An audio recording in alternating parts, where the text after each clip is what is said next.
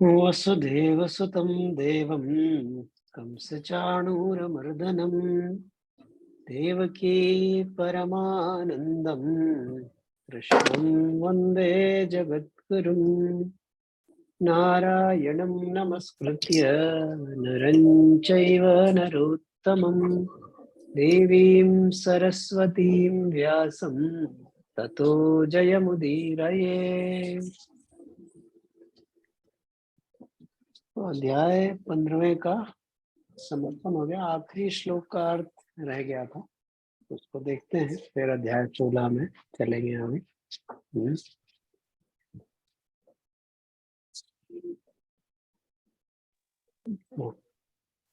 एकता तो वेट शायद वेटिंग है। हाँ, एकता का मैसेज शायद वेटिंग पे है ग्रुप में। अच्छा अच्छा। हम्म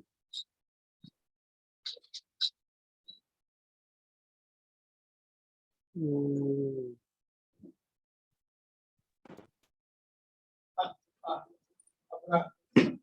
तो 20वां जो अंतिम श्लोक था 15वें का, उसमें बोला था क्या कह रहे भगवान, इसका 15वें अध्याय का उपसंहार करते हुए कि हे अनघ, अर्जुन को ही एक और नाम से पहले भी खैर अनघ कहा है। अनघ, अघ माने होता है पाप और अनघ माने निष्पाप।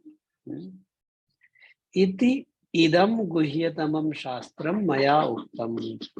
इस प्रकार यह अत्यंत गोपनीय शास्त्र मैंने कहा है। भारत एतद् बुद्ध्वा बुद्धिमान स्यात् च कृतकृत्यः स्यात्। और इसलिए हे अर्जुन, इस ज्ञान को, जो गुह्यतम ज्ञान है, जानकर, बुद्धवा माने जानकर, इसका अनुभव करके, बुद्धिमान च और ज्ञानवान होकर, कृतकृत्यः स्यात्, कृतकृत्य हो जाओ। या जो यह ज्ञान सुनता है, जानता है और बुद्धिमान होता है, वह कृतकृत्य हो जाता है। ये भी बड़ा सुंदर शब्द है, कृतकृत्य। कृतकृत्य माने कृत अकृत्य, दो शब्दों से मिलकर बना है कृत अकृत्य। तो जो आपका कृत है वो अकृत्य हो जाए। सब जो है, जो अकर्म की बात कहाँ, कर्मयोग में कि नहीं, ज्ञान योग में क्या था, कहीं तो था। कर्मण्य कर्म यह पश्येत कर्मणि जब कर्म यह सबुद्धिमान मनुष्येषु संयुक्त कृत्स्न कर्म कृत। हाँ, वही बात है यहाँ कृतकृत्य होने की। तो इस अध्याय में भगवान ने जो है विस्तार से सूक्ष्म, जो स्थूल जगत से सूक्ष्म जगत की ओर पूरा वर्णन किया। एक उल्टे पीपल के, बरगद के वृक्ष की का उदाहरण लेकर के, हैं, और पहले क्षर समझाया, फिर अक्षर समझाया, फिर क्षर और अक्षर से दोनों से अतीत जो पुरुषोत्तम है वह समझाया, और भगवान ने कहा वही तो मैं हूँ। और अगर उसका अनुभव हो जाए तो तुम भी वही हो। और वो सब बताने के बाद कहा कि जिसको इसका अनुभव हो जाता है वह कृतकृत्य हो जाता है।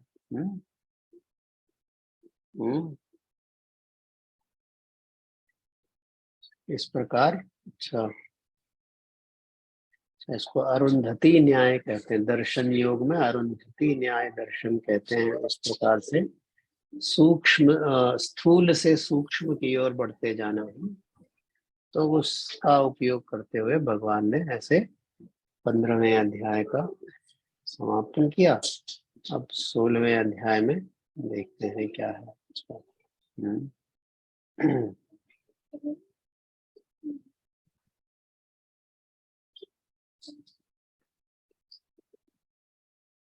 दैवासुर संपद विभाग योग है। तो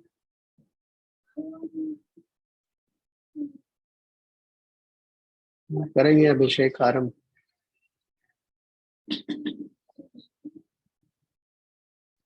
हाँ आकाश भाई करेंगे। ओम श्री परमात्मने नमः। अथ षोडशोऽध्यायः दैवासुरसम्पद्विभागयोगः। श्रीभगवानुवाच अभयं सत्त्वसंशुद्धिः। एक मिनट आकाश भाई, हम लोग 16 चैप्टर कर रहे हैं। कौन 16 चैप्टर में? आपने जो अभी शेयर किया ना, उसमें सारा है, उसमें पूरा 18 ही है। अच्छा फुल। ओके ओके, एक मिनट तक 16 पे मुझे जाना पड़ेगा, एक सेकंड। अच्छा वो फुल पीडीएफ है, एक सेकंड।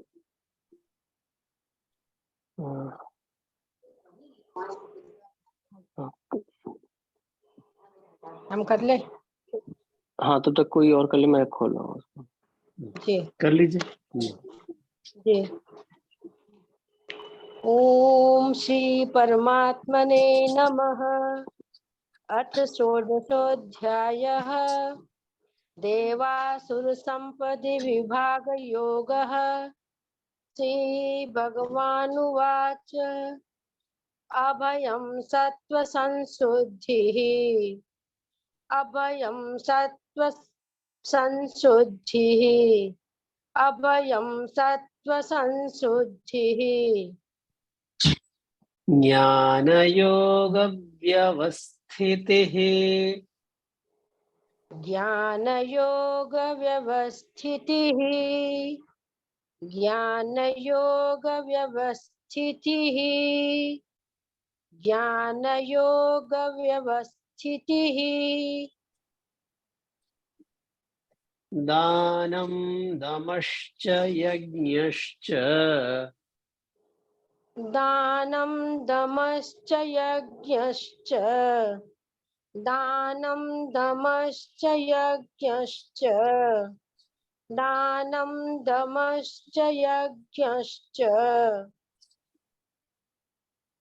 स्वाध्यायस्तप आर्जवम्।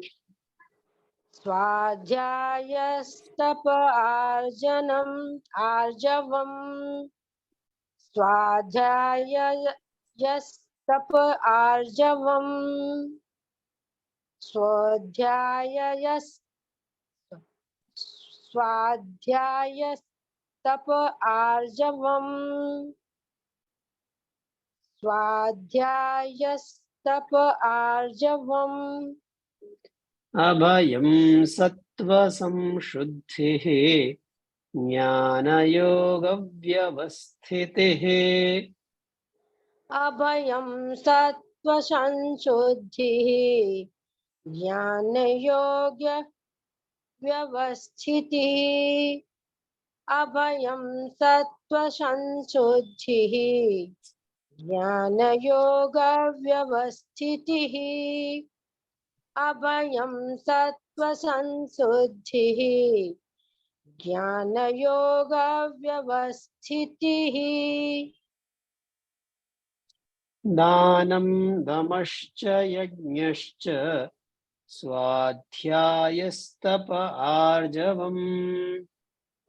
दानं दमश्च यज्ञश्च। स्वाध्यायस्तप आर्जवम्। दानं दमश्च यज्ञश्च। स्वाध्यायस्तप आर्जवम्। दानं दमश्च यज्ञश्च। स्वाध्यायस्तप आर्जवम्। अभयं सत्त्वसंशुद्धिः। ज्ञानयोगव्यवस्थितिः। दानं दमश्च यज्ञश्च। स्वाध्यायस्तप आर्जवम्। अभयं सत्त्वसंशुद्धिः। ज्ञानयोगव्यवस्थितिः दानं दमश्च यज्ञश्च स्वाध्यायस्तप आर्जवम् अभयं सत्त्वसंशुद्धिः ज्ञानयोगव्यवस्थितिः दानं दमश्च यज्ञश्च स्वाध्याय तपवार्जवम् अभयं सत्त्वसंशुद्धि ज्ञानयोगव्यवस्थितिः दानं दमश्च यज्ञश्च स्वाध्यायस्तप आर्जवम्।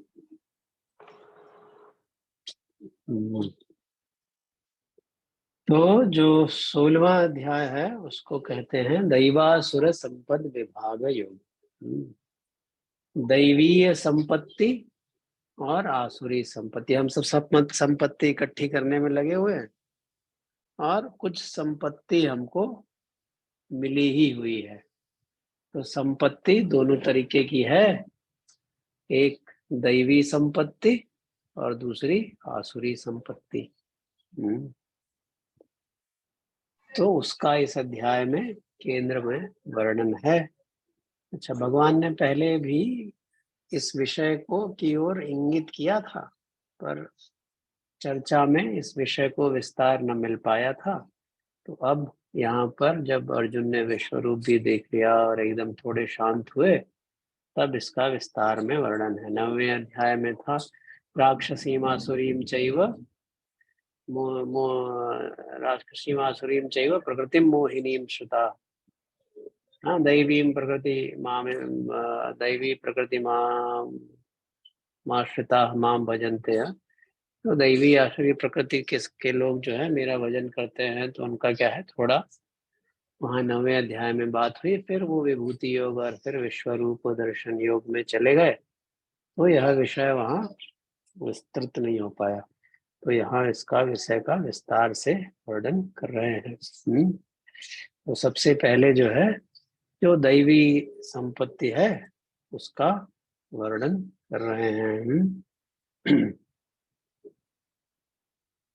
तो अच्छा, ये जो पिछले अध्याय से भी लिंक है इसका, कि जो क्या कहा अभी आखिरी श्लोक में कि जो इस ज्ञान को जानता है एतद बुद्ध्वा बुद्धिमान स्यात्। तो जब एतद बुद्ध्वा बुद्धिमान स्यात् हो जाता है, जानकर बुद्धिमान हो जाता है, कृतकृत्य होता है, तो उसके पास दैवी संपत्ति का प्रादुर्भाव हो ही जाता है अपने आप।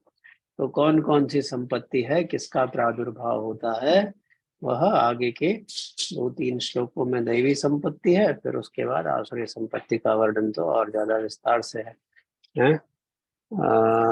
तो यहाँ क्या कह रहे हैं, अभयम सत्व संशुद्धि ज्ञान योग व्यवस्थिति दानम च दमः यज्ञः स्वाध्यायः तपः च आर्जवम। ये जो भी कितने 1 2 3 4 5 6 8 10 संपत्तियां जो है यहाँ पे है, उसके बाद अगले श्लोक होंगे। तो सबसे पहले जो आधारभूत है वह है अभयम। अभयम माने भय से मुक्ति। ठीक बात है। अब भय बहुत तरीके का है, एकदम भय का भी संसार जो है बहुत विस्तार है ना। तो आपने बहुत सारे भयों को तो खुद ही अनुभव किया होगा, तो उसमें ज्यादा विस्तार में जाने की जरूरत नहीं, आप समझ ही जा रहे हैं भय से क्या मतलब है। तो पहला अभयम, भय का अभाव होता है। दूसरा सत्व संशुद्धि और प्योरिटी, अंतःकरण की शुद्धि, पवित्रता। शरीर की तो शुद्धि है ही, मन बुद्धि अहंकार ये सब पवित्र हो जाता है। या पवित्र हो तो समझना चाहिए कि हम धनी हैं, हमको दैवी संपत्ति प्राप्त है, डर जितना कम से कम लगे, है? कुछ तो डर रहता ही है, मनुष्य जीवन का आधार ही डर से आरंभ होता है, हाँ? और कहते हैं कि सब डरों का जो मूल है, जहां से सारे अगर डर ब्रांच आउट होते हैं तो मृत्यु का भय जो है वह मूल भय है, बाकी सब उसी की शाखाएं हैं, उसी के प्रतिबिंब हैं, ऐसा कहा जाता है। विचार करें कि क्या आपके भी जो सब डर हैं वस्तुतः मृत्यु के डर से उत्पन्न हो रहे हैं? ये एक चिंतन का विषय हो सकता है, आप लोग विचार कर सकते हैं इस पर। तो भय, फिर अभय, सत्व संशुद्धि ही ज्ञान योग व्यवस्थिति ही। ज्ञान योग में व्यवस्थिति ही माने दृढ़ स्थिति, अडिग होके एकदम स्थिरता ज्ञान में। हम लोग को क्या है, थोड़ी देर जब पढ़ रहे हैं तब तो सब समझ आता है, उसके बाद फिर जब संसार में निकलते हैं तो फिर से वही हो जाता है, सब भूल जाता है, फिर कुछ याद ही नहीं रहता। तो वैसा नहीं होना, तो ये सज्ञा, ये जो है ज्ञान योग व्यवस्थिति वाली संपत्ति का अभाव है? अगर स्थिति नहीं बन पाती है तो, और जिसके पास यह संपत्ति होती है वह योग रतो वा भोग रतो वा संग रतो वा संग विहीन। वह चाहे योग में रहे, चाहे भोग में रहे, चाहे संग में रहे, चाहे संग से दूर रहे, वह जो है ज्ञान में लगा रहता है। तो उसके पास ये मल्टी, जैसे क्या वो क्या कहते हैं, पोर्टफोलियो, एसेट एलोकेशन, अलग अलग टाइप की वो हैं, संपत्तियां हैं।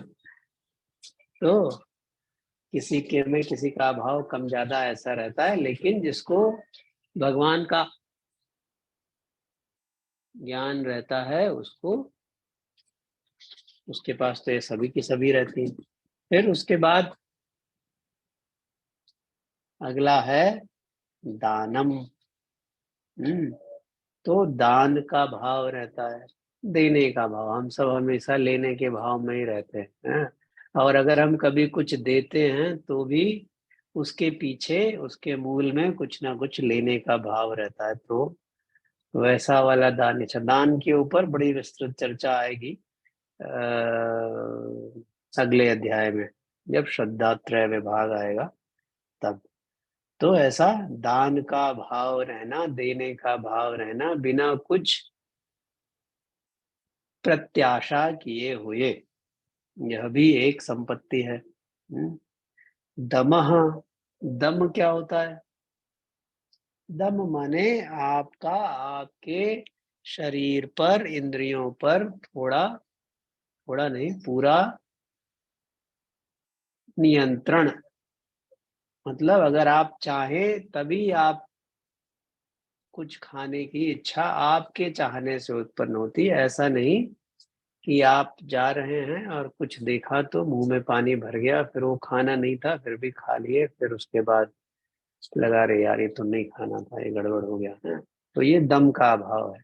ऐसे ही देखने के लिए सोचा तो था कि चलो अब ये ज्यादा हो रहा है स्क्रीन टाइम या कुछ ऐसा संसार में नहीं करेंगे, लेकिन फिर भी वो कुछ आया तो बह गए।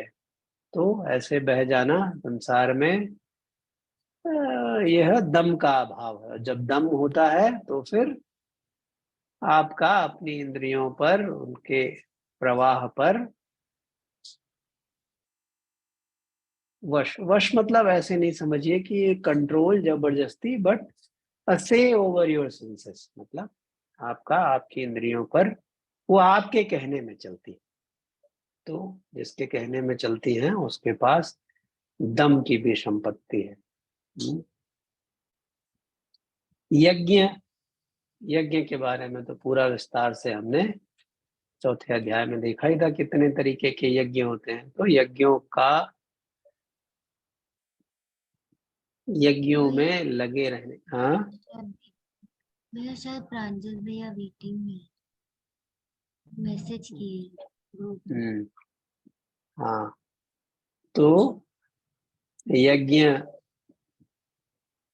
में लगे रहने की भावना, यह भी एक संपत्ति है। और फिर स्वाध्याय, स्वाध्याय माने क्या? स्वाध्याय तो एक तो सेल्फ स्टडी को भी स्वाध्याय कहते हैं, मतलब बिना किसी टीचर के खुद से पढ़ाई करें तो उसको भी हम लोग स्वाध्याय कहते थे स्कूल में।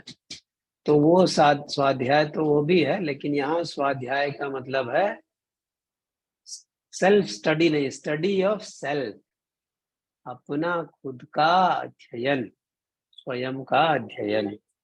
स्वयं का अध्ययन माने आपके मन का, बुद्धि का, अहंकार का कैसे चल रहा है भीतर, उसके ऊपर ध्यान, उसका अध्ययन, वह स्वाध्याय है।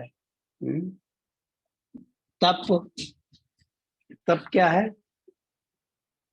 तप यह है कि जो आपको आपके कर्तव्य हैं उसको करने के समय, करने के रास्ते में जो भी बाधाएं आए उसको सहर्ष स्वीकार करते जाना, यही तप है।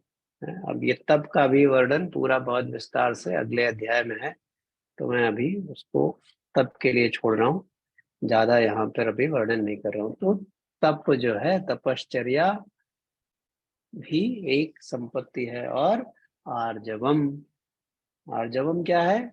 सरलता, सादगी, शरीर की, मन की, वाणी की, यह भी एक संपत्ति है। नवधा भक्ति में कहते हैं नवम सरल सब सन छल हीना। तो जो 9th वहां पे भक्ति का लक्षण है, भक्त का लक्षण है, वह है सरलता। तो यह यहाँ पर दैवी संपत्ति के कुछ यहाँ पर बताए हैं। फिर अगले में और भी है, 2 श्लोक और हैं दैवी संपत्ति के। तो फिर उनको कल देखते हैं। वसुदेवसुतं देवं कंसचाणूरमर्दनं देवकी परमानन्दं कृष्णं वन्दे जगद्गुरुम्।